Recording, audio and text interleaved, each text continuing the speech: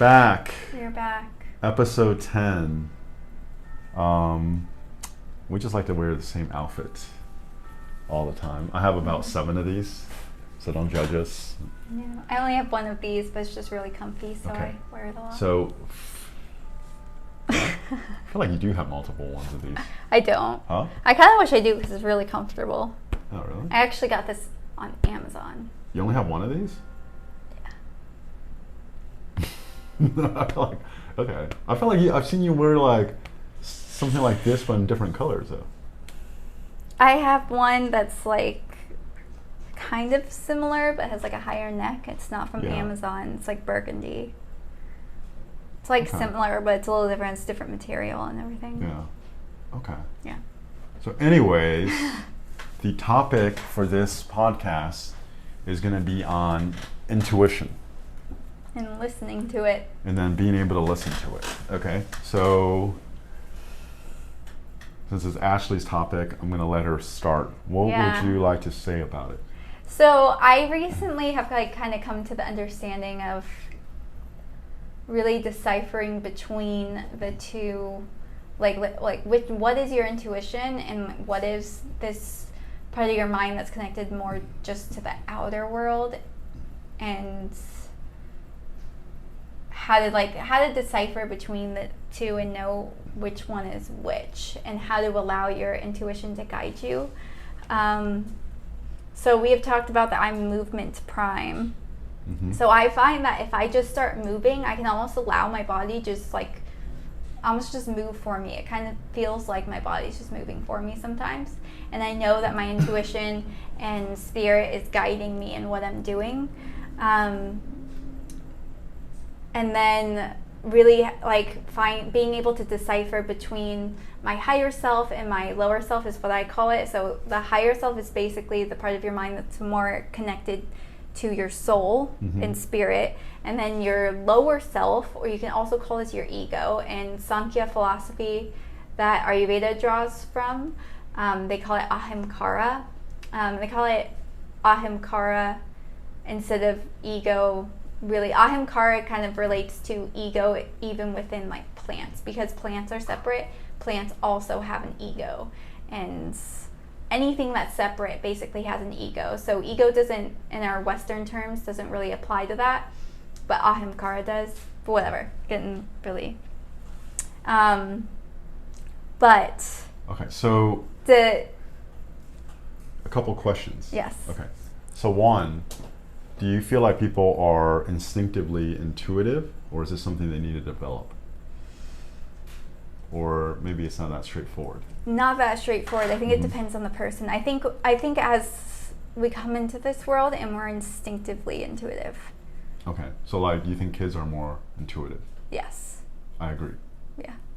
Okay. And then I think as time goes on, based on culture and a whole host of things. Yeah, from like the...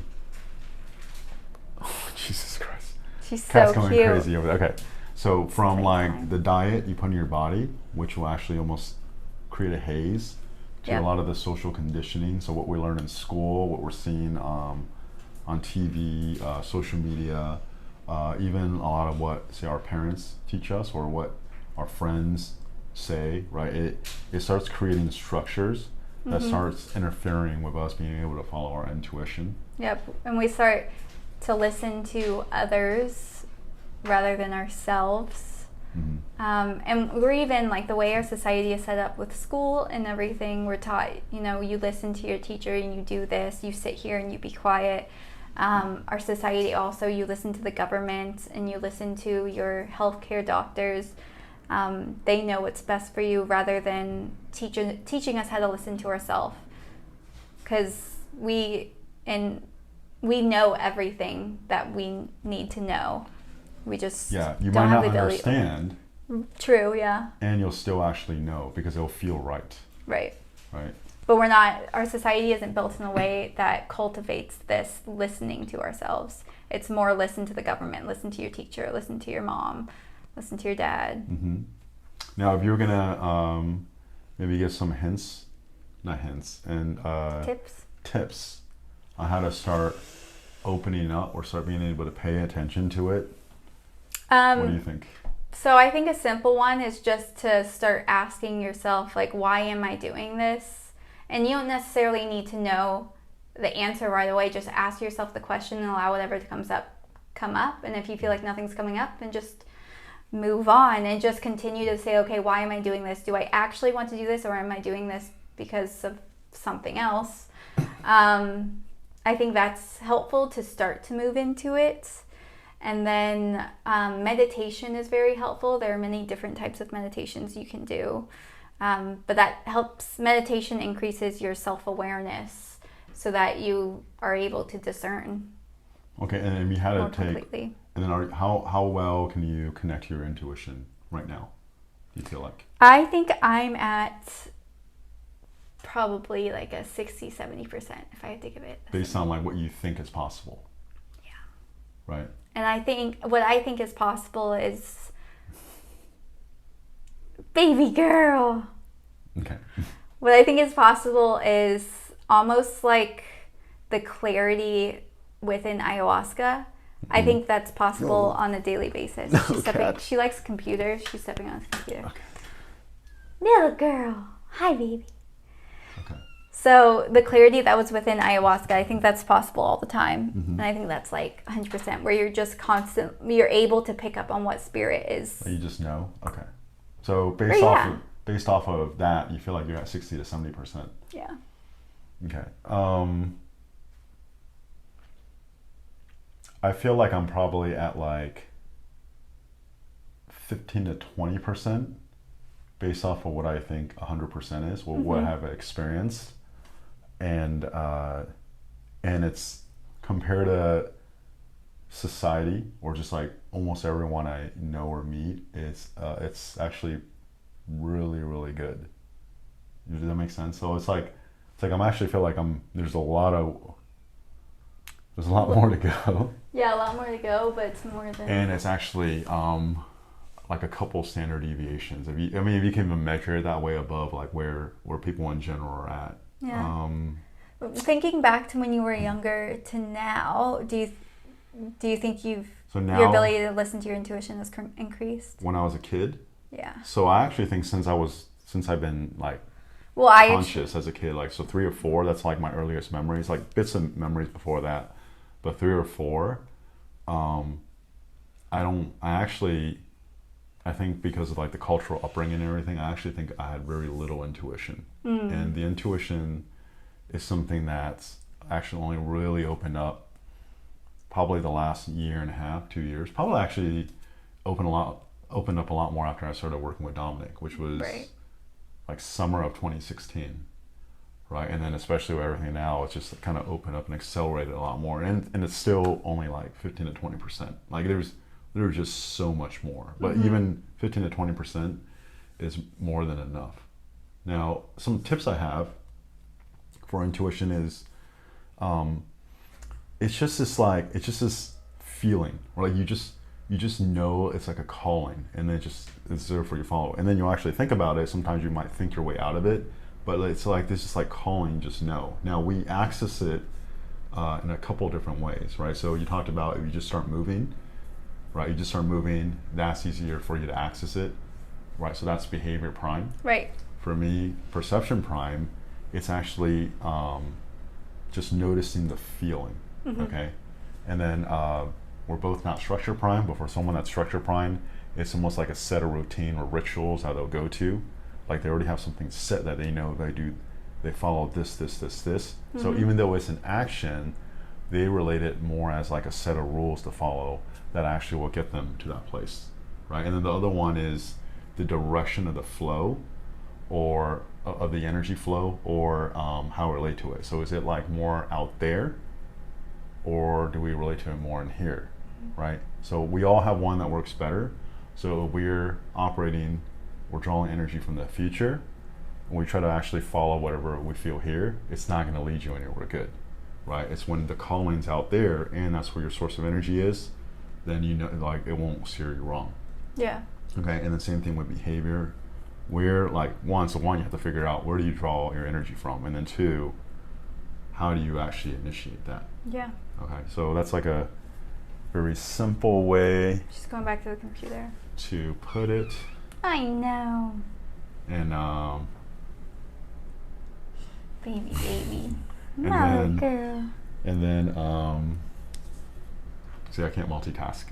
As soon as I pick up the cat, my attention is gone. But that's what I'll say about that. Now, it works in like very miraculous ways. So for example, a really common one is like someone's like, "Why'd you do that?" And honestly,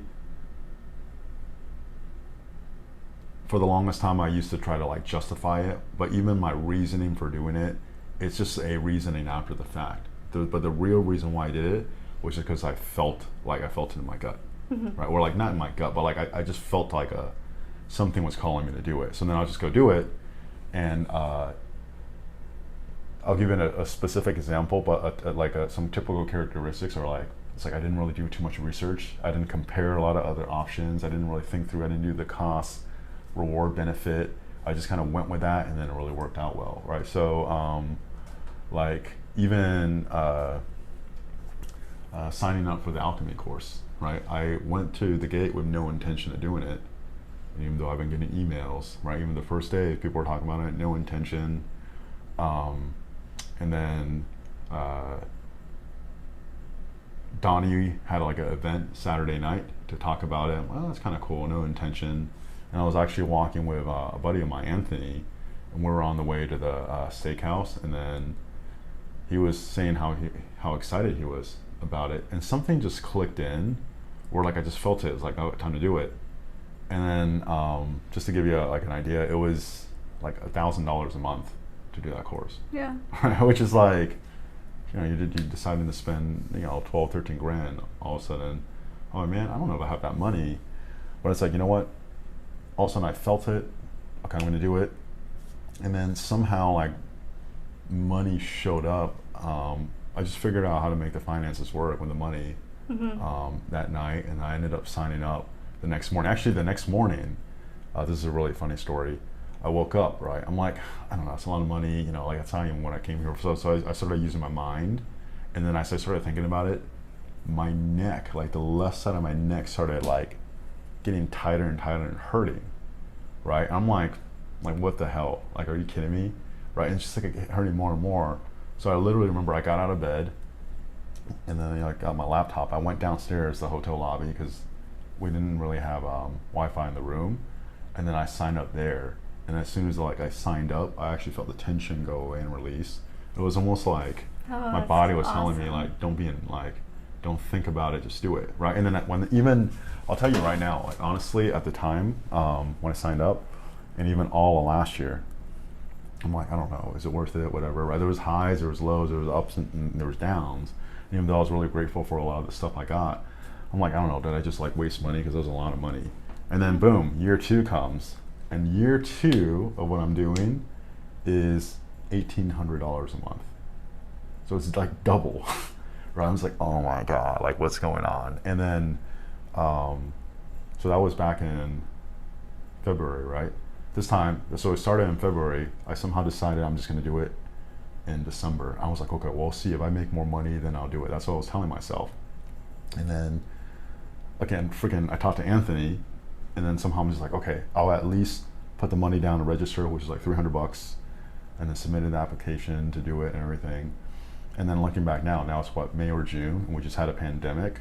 I'm in like the best financial situation I've probably been in at least 10 years. Cool. Right, and like I actually feel like, and the last podcast I also talked about other stuff, but it's just funny how everything works out. And it's not like I needed to do something at the gym to make more money. It just literally just came from other sources. When then you do this investment, this, and just all actually like kind of clicked in together. Yeah. So that's like a personal example of how like following the instinct and then not overthinking it actually like, how ended up can working this out. work? Like, yeah. I'm so glad I ended up doing it. Yeah. And spent Me that too. money, and I actually got way more than I ever thought I would.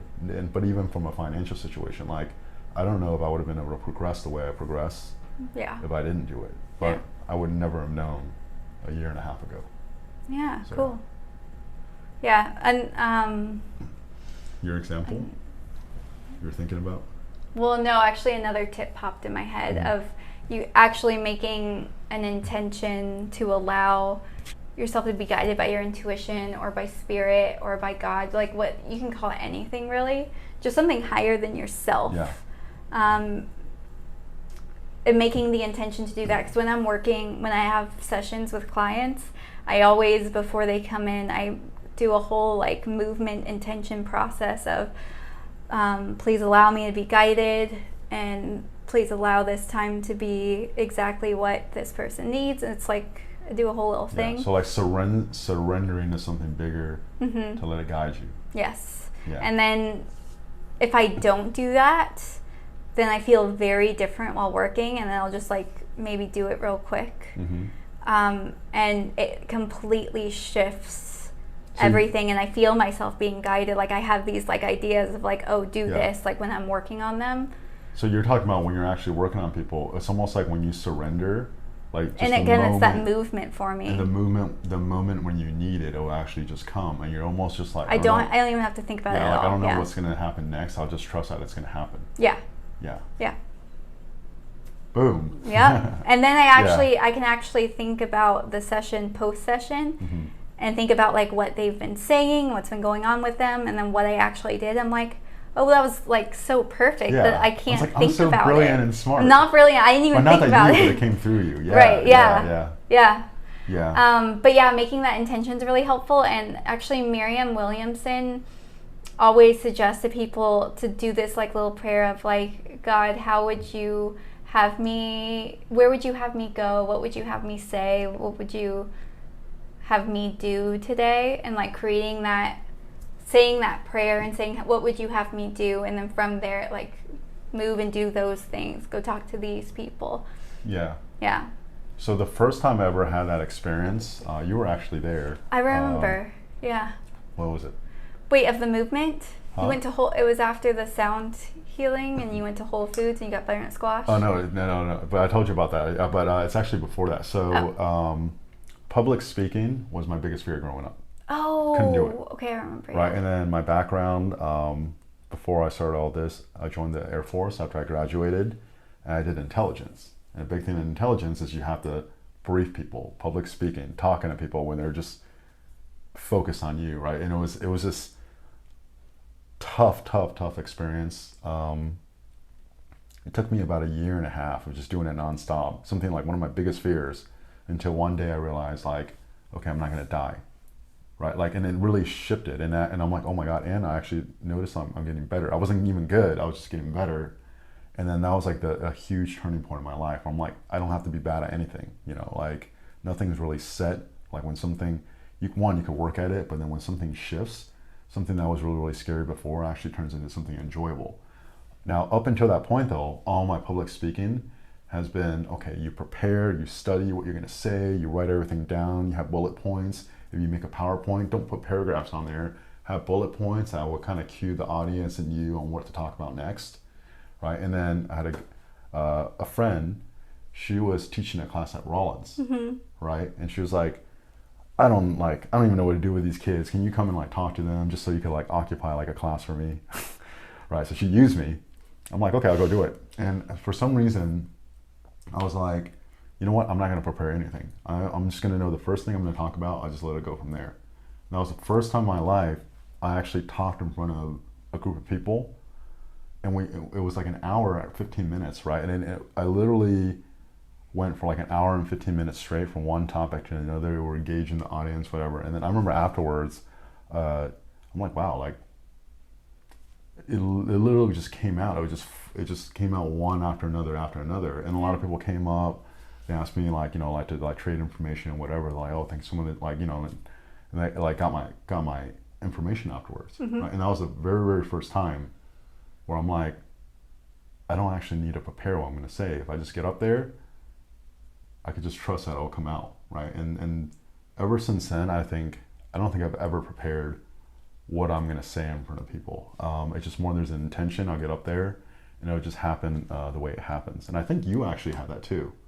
right? So I was around when she coached her first ever yoga class. Oh, yes, yes. And then she used to have like a notebook, and then she'll literally sit. I don't even know how long you'll take, and you'll what do you do? What did you do with it? So the way we were actually taught in yoga teacher training was to write out the flow and have like you have your peak pose, and then you think of what poses you're gonna do to work the students up to that peak pose. It was very structured. So so that's what I would do. I would like write a whole flow out. Like we'd start child's pose, then swan, then downward facing dog, whatever. So I would always write it out. And I remember I was only teaching one class every other week, or one class a week then. It was one a week then. It was one a week. I was teaching one class a week, and I was like, I could never do 2 classes a week right now. Like that'd be way too much, because I was writing it out every time, getting so prepared and How long getting did nervous. it take you to write it out? I think I would do a bit of it, and then I'd come back to it and switch it up a little bit. It'd take at least 30 minutes, maybe even more. Okay, so to actually write out what you're going to do in yoga Probably class. took longer, and I took days to think about it. I didn't do it right before the class. I took the whole week. Now, there's an intuitive part now, right? So when you're obviously don't write it out now. No. So when you're teaching a yoga class, how is it flowing? And then what's the intuitive part? So now I don't plan much of the class. Ooh, gonna get in trouble. I know, like I don't know if I want to like. Okay. Yeah, no, I don't plan it, because if so when I go into the studio and I see who I'm teaching, and I feel off of them like what we need to do today, then anything that I had planned generally goes out the window anyway. So I just don't plan it. So I've been in your classes, right? So it's not like you're there like, oh, I don't know what to do next, right? It still flows from one thing to another to another. And it still links. And it's normally, if I don't structure it, it's generally very, or if I don't plan it out ahead of time, it's very creative in the moment. Yeah. And yeah, sometimes like lately in my head, I haven't even been thinking about the next pose we're gonna do. We'll just like, I'll say, okay, we're gonna go into Anjaneyasana, and I'll just breathe into it, and then I'll just let my body start moving into the next pose, and then I'll start guiding it. And it's just, it just feels really cool. It's really good. So it's like a competency now, right? But you're literally surrendering to just like whatever needs to come up will come up next, right? God, whatever you want to call it, higher intelligence. And there's a trust there. Yeah. And knowing where you were when you first started, like if anybody saw me in college, like an adult at that point, right? Like 21, talk in front of people, and just how I would freeze up and then zone out and then stutter and not make sense, and then like repeat the same thing, and then like want to like take out my paper and look at it. If anybody's like could go back and see that, then they'll know that like intuition is something that's like innately in all of us. You know? It is. It's just something that you have to either reconnect to or start surrendering. And actually, before I forget, let me tell like a story. Okay, I just heard the story recently, and it's like a metaphor for this. So there's a guy on a top of a like a cliff, like by a cliff, and then he actually slips. Now, luckily for him, he actually grabbed the edge of the cliff, so he was hanging there, so he didn't actually fall off, right? And so he was trying to figure out how to get up. He didn't do CrossFit. He was too weak. He couldn't climb up. I'm just kidding, but he was like, hey, he's just screaming out, hey, anyone help me? Can anyone help me? Right? And then no one really answered. Tried to struggle a little bit more. Somehow still held on. I guess he has a really strong grip. So he asked again, can anyone help me? All of a sudden, this deep voice from above bellows down. It's like, hey, this is God. I can help you. You just got to trust and actually let go. Okay? There's a slight pause. And then the guy goes, is there anyone else up there that can help me? Right? And the story is sometimes like it's to learn something new, it involves unlearning. Okay? So learning something new almost always involve unlearning something. And then to do that, a lot of times it could feel like you have to let go, you have to surrender, your identity is literally going to come under attack or just wither away and die. Yeah. It could be a very uncomfortable feeling, right? And that actually that it's the I mean, the skill set, the ability to actually surrender, unlearn, let go, and trust that something else is coming around is like one of the most useful things that can actually be a part of your arsenal in life. Yeah. And it's actually, that is part of your intuition, and that actually will allow your intuition to come in. So yeah, it's the point of the story. It feels like I really need to hear that. Oh yeah? Yeah, that's great. Interesting. Thank you. Okay, we'll see what happens next week. Or 2 weeks from now. Yeah. Yeah. But another thing I want to say about intuition, when you're moving from intuition, for me, it just feels like I'm being very authentic and very real as well. Yeah. Yeah, like it's not like there's no pre-thought to anything. It's just, I'm just being. So, some things to consider. What are your intuitions? And then hopefully this kind of starts putting your awareness on how to uncover that. Because life could be actually, so we're addicted to effort, right? Things can actually be effortless when you could surrender, trust that it's all going to work out, and then let your intuition actually guide you and just follow that. It becomes magical too. So it doesn't mean you don't do work, it's just even the work feels effortless. Yeah. Okay. Yes. Yeah. And that is it, unless you have anything else. I've got nothing else right now, Well, except for my cat is perfect. No, you need a song. Oh yeah. Song. So I have a song I've been listening to a lot, but I can't remember the name of it again. So you know what? It's going to be a surprise. Okay. But we'll actually put the name of the song and in the comments. Descriptions. Yeah. Yes. Description, not comments. Yes. Yes. Okay. Goodbye. Bye.